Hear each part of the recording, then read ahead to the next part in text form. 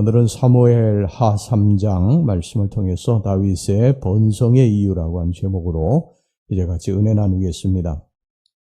사울왕이 죽은 후 이스라엘은 두 세력이 서로 향후의 왕권을 놓고 대적하고 있었습니다. 그것은 요압을 군장으로 하는 다윗 집과 아브넬을 군장으로 하는 이스보셋의 집이었습니다. 하지만 성경은 이 같은 세력 판도를 다윗 집과 이스보셋의 집의 대결이라고 보지 않고 다윗 집과 사울 집의 대결이라고 묘사합니다. 그것은 앞으로 이스라엘의 왕권이 어디로 갈 것인가에 대한 분명한 예고입니다. 왜냐하면 이미 사울은 하나님께 버림받아 죽었고 그의 왕가는 어차피 죽을 운명에 처해져 있었기 때문입니다.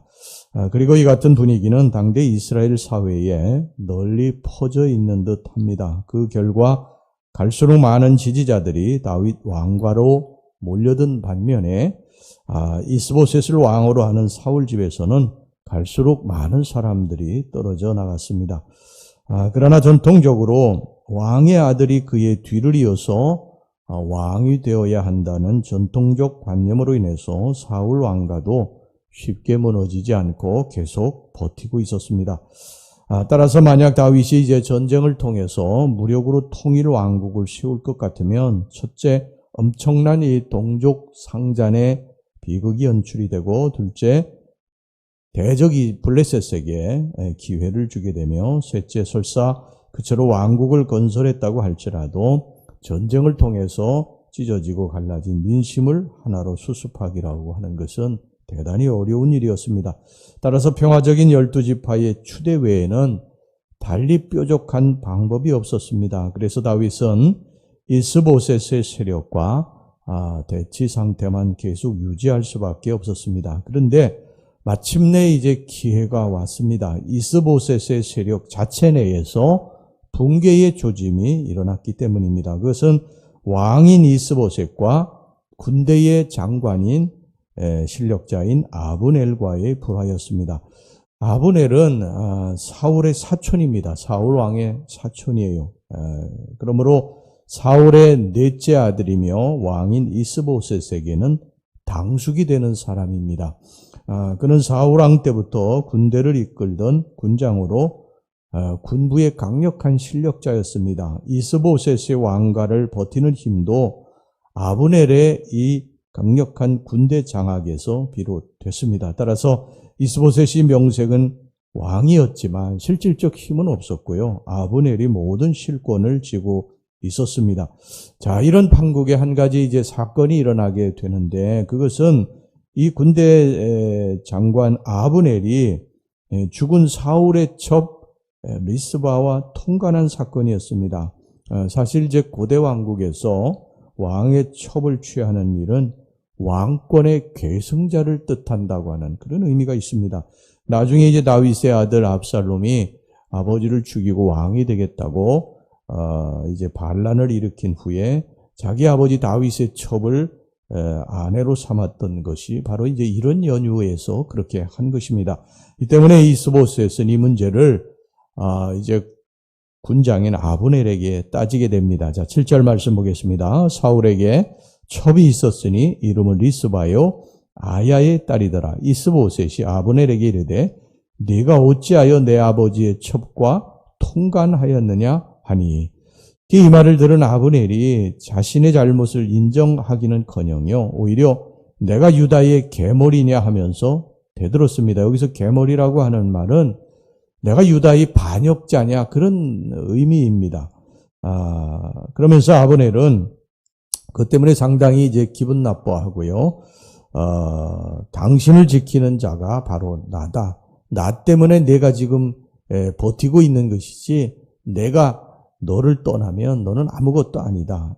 그러면서 이제 이 다윗에게 나라를 넘겨주기 위한 계획을 세우게 됩니다. 그리고 이제 곧 다윗과 막후 협상에 들어갔습니다. 다윗의 편에서 보면 이것은 정말 최고의 기회였죠. 동족 상잔의 피를 흘리지 않고 나라를 통일할 수 있었기 때문입니다. 그래서 다윗은 아브넬의 제의에 응하게 됩니다.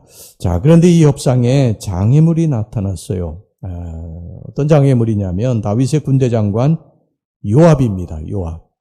요압이 전쟁에 나가서 승리하고 돌아와 보니까 다윗이 아브넬과 만나고 서로 협상을 했다고 하는 소식을 듣게 됩니다. 이에 요압은 대노해서 왕 다윗에게 말도 하지 아니하고 아브넬을 쫓아가서 잡아 죽였어요. 자, 26절, 27절 말씀 보겠습니다. 이에 요압이 다윗에게서 나와 전령들을 보내 아브넬을 쫓아가게 하였더니 시라 우물가에서 그를 데리고 돌아왔으나 다윗은 알지 못하였더라. 아브넬이 헤브론으로 돌아오매 요압이 더불어 조용히 말하는 듯이 그를 데리고 성문 안으로 들어가 거기서 배를 찔러 죽이니 이는 자기의 동생 아사헬의 피로 말미암이더라.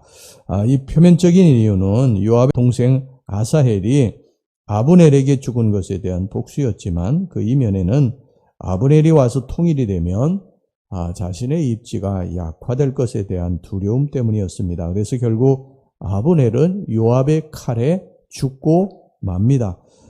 이것은 다윗에게는요 굉장히 큰 문제였어요. 왜냐하면 요압이 자신의 명령에 복종하지 않은 것도 문제지만 더 큰 문제는 아브넬이 죽은 소식을 듣고서 이제 그의 부하들이 전쟁을 일으킬 것에 대한 그러한 두려움이었습니다.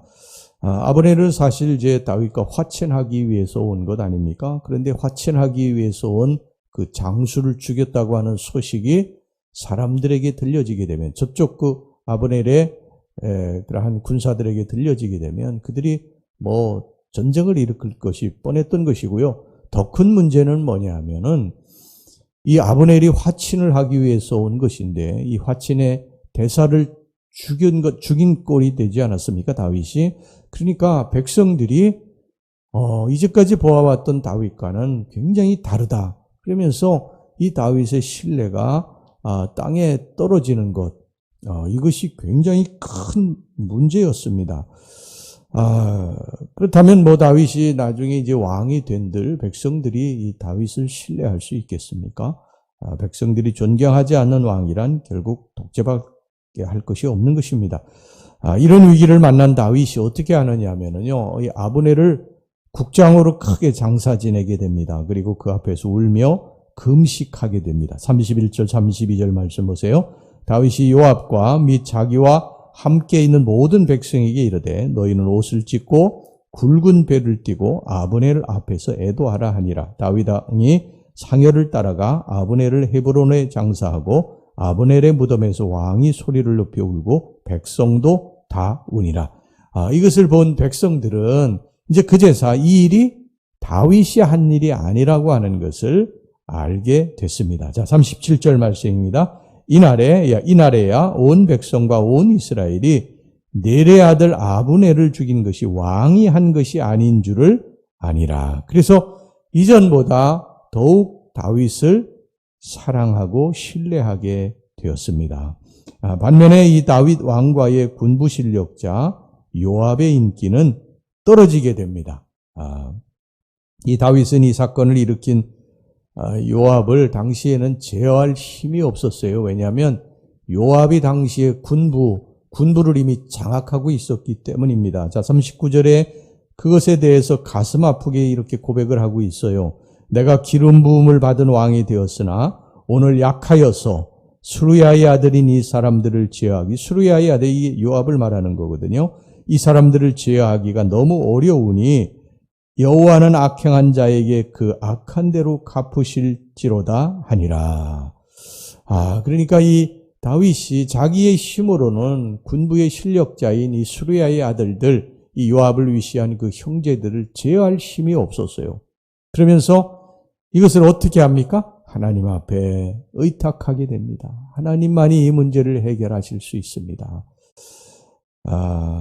여러분, 이 모든 일은요, 이제 지금 이 아브넬이 와서 화친을 취하고, 그리고 요압이 그를 죽이고, 다윗이 한 일이 아니라는 것을 백성들이 알고, 이 모든 일을, 요압의 인기가 떨어지고, 이 모든 일을 누가 하시는 일입니까? 하나님이 하시는 일인 줄로 믿습니다. 하나님이 동족 상잔의 피를 흘리지 아니하고, 다윗에게 이 왕권을 온전히 주기 위해서 하나님이 다 계획하시고 하나님이 이끌어 가시는 일이라는 것을 우리가 기억해야 됩니다. 여러분, 아브넬이 이스보셋을 버리고 다윗 왕가로 찾아온 것이 우연이라고 생각하십니까? 이 이스보셋과 아브넬의 불화가 이게 우연이라고 생각하세요? 이 모든 일들은 하나님이 하시는 일인 줄로 믿습니다. 여러분, 이 모든 일이 하나님이 계획하시고 섭리하시는 가운데 이 동족간에 피 흘리지 않고 다윗에게 왕권을 주기 위한 하나님의 섭리하심인 줄로 믿습니다. 오랜 유랑 생활을 이제 마치고 끝내고 하나님의 때가 된 거예요. 그래서 하나님이 그 왕권을 다윗에게 물려주시기 위해서 이 모든 일들을 계획하신 일인 줄로 믿습니다. 사실 이제 아브넬이 화친을 하기 위해서 다윗에게 찾아왔지만요, 이 아브넬도 좋은 사람은 아니잖아요. 사울 왕, 자기가 섬기는 이스보셋의 아버지 사울 왕의 첩을 통관하고 그 이스보셋을 무시하는 그런 왕 아닙니까? 그러니까 이 다윗에게 일시적인 기분으로 와서 이제 화친을 청했다 할지라도 언제 또 배신할지 모르는, 한 번 배신한 사람은 뭐 두 번, 세 번 배신하는 거 쉬운 일 아닙니까?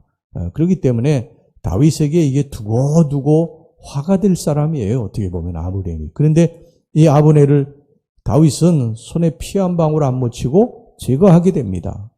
요압을 통해서 제거하게 되고, 그런데 이 백성들의 인기는 다윗이 올라가고 요압의 인기는 그 강력한 군대를 장악하고 있던 요압의 인기는 점점 떨어지게 되죠. 이 모든 사건은 하나님이 하신 일인 줄로 믿습니다. 오늘 여기 본문의 1절 말씀에 그걸 말씀하고 있어요. 사울의 집과 다윗의 집 사이에 전쟁이 오래매 다윗은 점점 강하여 가고 사울의 집은 점점 약하여 가니라. 하나님을 버린 사울 왕과는 점점 더 쇠약해 가고 하나님을 사랑하는 다윗 왕과는 점점 강하여 가도록 하나님이 만들어 주신 줄로 믿습니다. 여러분, 하나님을 붙들고 우리가 끝까지 살 때 하나님이 모든 일들을 다 계획하시고 섭리하시고 하나님의 때에 가장 좋은 것으로 우리들에게 채워주실 줄로 믿습니다. 오늘 우리들의 번영과 평안의 열쇠는 하나님이세요. 그러니까 오직 우리 하나님 한 분만을 믿고 의지하며 사랑하며 살기를 주의 이름으로 축원합니다. 기도하겠습니다. 하나님 아버지, 오늘 이 사건을 통해서 우리가 하나님을 떠나면 점점 쇠약해지다 망해버리고 만다는 사실을 깨닫게 해주셔서 감사합니다. 사울의 집과 다윗의 집 사이에 전쟁이 오래되어서 다윗은 점점 강하여 가고 사울의 집은 점점 약하여 갔다고 그랬습니다. 그 이유는 다윗은 끝까지 하나님을 붙들었기 때문이고 사울은 하나님을 버렸기 때문이라고 성경은 말씀하고 있습니다. 우리 하나님, 우리들 끝까지 하나님 붙들고 의지하고 지금 당장 눈앞에 있는 것만 바라보지 아니하고 먼 미래에 하나님이 세우실 것을 믿고 늘 하나님 중심의 삶을, 믿음의 삶을 살 수 있게 주시옵소서. 예수님 이름으로 기도하옵나이다. 아멘.